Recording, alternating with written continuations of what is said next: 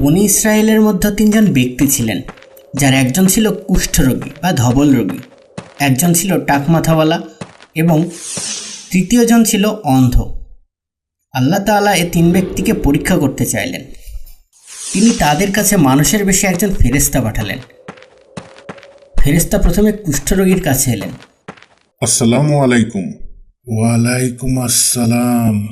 হে কুষ্ঠরোগী, কোন জিনিস তোমার কাছে বেশি প্রিয়? আমার কাছে সবচেয়ে বেশি প্রিয় হলো সুন্দর ত্বক ও সুন্দর রং, আর এই কুষ্ঠরোগ থেকে আরোগ্য, যে রোগের জন্য মানুষজন আমাকে ঘৃণা করে। ফেরেশতা তখন কুষ্ঠরোগীর গায়ে হাত বুলালেন এবং আল্লাহর অসীম দয়ায় তার কুষ্ঠরোগ ভালো হয়ে গেল। তাকে উত্তম রং ও উত্তম ত্বক দান করা হলো। সে ব্যক্তি তখন অনেক খুশি হলো। তখন মানুষরূপী ফেরেশতা তাকে জিজ্ঞাসা করলো, এখন বলো, কোন সম্পদ তোমার কাছে বেশি প্রিয়? উট আমার অধিক প্রিয়। তখন তাকে একটি 10 মাসের গর্ভবতী উট দান করা হলো। ফেরেশতা তখন দোয়া করলেন, আল্লাহ তোমার ধন সম্পদে প্রবৃদ্ধি দিন। এরপর ফেরেশতা গেলেন টাকমাথাওয়ালা ব্যক্তির কাছে এবং তাকে জিজ্ঞাসা করলেন, কোন জিনিস তোমার কাছে অধিক প্রিয়?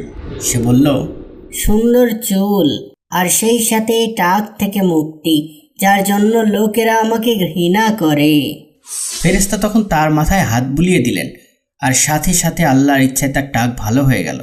তাকে মাথা ভর্তি সুন্দর চুল দান করা হলো।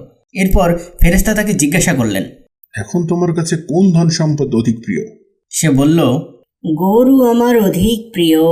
তখন ফেরেশতা তাকে একটি গর্ভবতী গাভী দিলেন এবং দোয়া করলেন, আল্লাহ তোমার ধন সম্পদে বরকত দিন। এবার ফেরেশতা গেলেন অন্ধ ব্যক্তিটির কাছে।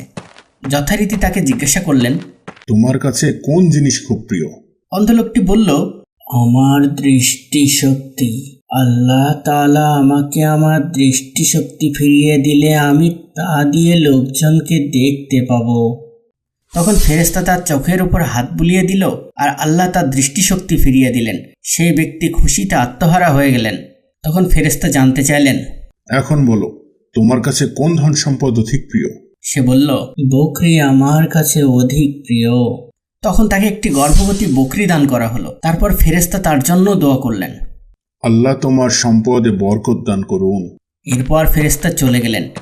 আর এদিকে কিছুদিন পরেই এই তিন ব্যক্তি অনেক উট, গাভী ও ছাগলের মালিক হয়ে গেল। সম্পদ এতই বৃদ্ধি পেল যে উটে একটি ময়দান, গরুতে একটি ময়দান এবং ছাগলেও একটি ময়দান ভরে গেল। কিন্তু তাদের আসল পরীক্ষা তো তখনও বাকি।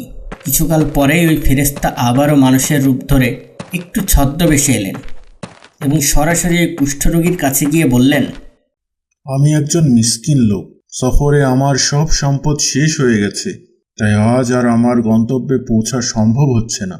আল্লাহর রহমতে আমি তোমার কাছে সে আল্লাহর কসম দিয়ে একটি উট চাইছি, যিনি তোমার গায়ের রং, চামড়া সুন্দর করে দিয়েছেন। তুমি আমাকে একটি উট দিলে আমি সফর শেষে গন্তব্যে পৌঁছাতে পারি। কুষ্ঠরোগীটি বলল, আমার ঘাড়ে ইতিমধ্যে অনেক দায় দায়িত্বের বোঝা, এর ভিতর আবার তোমাকে সাহায্য করা সম্ভব না। তোমাকে কোনো উট দিতে পারবো না। ফেরেশতা বললেন, আচ্ছা, কেন যেন তোমাকে আমার চেনা চেনা মনে হচ্ছে। তুমি কি সেই কুষ্ঠরোগী যাকে লোকেরা ঘৃণা করত? তুমি গরিব ছিলে, মুখাপেক্ষী ছিলে, তারপর আল্লাহ তোমাকে উত্তম রং, রূপ আর সুস্থতা দান করেছেন, সম্পদ দিয়েছেন। তুমি কি সেই ব্যক্তি নও? না না, কি আজে বাজে কথা। তোমার কথা মোটেও ঠিক নয়। এসব অর্থ সম্পদ আমি উত্তরাধিকার সূত্রে পেয়েছি। ফেরেশতা বললেন, তুমি যা বললে তা যদি মিথ্যা হয়ে থাকে, তবে তোমার অকৃতজ্ঞতার জন্য আল্লাহ নিশ্চয়ই আবার তোমাকে আগের অবস্থায় ফিরিয়ে দেবে। এই বলে ফেরেশতা সেখান থেকে চলে এলো এবং সোজা টাকমাথা ব্যক্তির কাছে গেল। তার কাছেও ঠিক আগের মতোই নিজের অসহায়ত্বের কথা বললেন এবং সাহায্য হিসেবে একটি গাভী চাইলেন। টাকমাথা লোকটাও এই একই জবাব দিল। না বাবা, কোনো গাভী দেওয়া সম্ভব না, এ আমার অনেক কষ্টের উপার্জন। তখন ফেরেশতা বললেন, তুমি যদি মিথ্যা বলে থাকো, তবে আল্লাহ তোমাকে যেন পূর্ব অবস্থায় ফিরিয়ে দেন। এরপর ফেরেশতা চলে এলেন অন্ধ লোকটির কাছে এবং তাকেও বললেন, আমি একজন মিসকিন ও পথিক। আমার সফরের সব মাল সামান শেষ। গন্তব্যে পৌঁছার জন্য আল্লাহর সাহায্য ছাড়া কিছুই নেই। আমি তোমার কাছে ওই আল্লাহর দোহাই দিয়ে একটি বকরি চাই, যিনি তোমাকে দৃষ্টিশক্তি ফিরিয়ে দিয়েছেন এবং অনেক বকরির মালিক করেছেন। তাহলে আমি গন্তব্যে পৌঁছাতে পারি।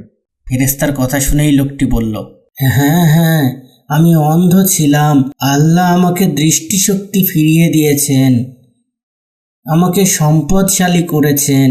যাও যাও, তুমি যত চাও নিয়ে যাও, আর যা ইচ্ছা রেখে যাও। আল্লাহর কসম, তুমি যা নিবে তা আমি কখনোই ফেরত চাইব না। অন্ধের এ জবাব শুনে ফেরেশতা খুব খুশি হলেন, বললেন, তোমার মাল তুমিই রাখো, এগুলোর আমার কোনোই প্রয়োজন নেই। তোমাকে তো শুধু পরীক্ষা করা হচ্ছিল, আর তুমি পাশ করে গেছো, আর আল্লাহ তোমার উপর সন্তুষ্ট হয়েছেন। আফসোস তোমার অপর ওই 2 সাথীর জন্য যারা পাশ করতে পারেনি। আল্লাহ তাদের উপর অনেক নাখোশ হয়েছেন, আর তাই তাদেরকে তাদের পূর্বের অবস্থায় ফিরিয়ে দেওয়া হয়েছে। কেমন লাগলো আজকের গল্পটি কমেন্টে জানান।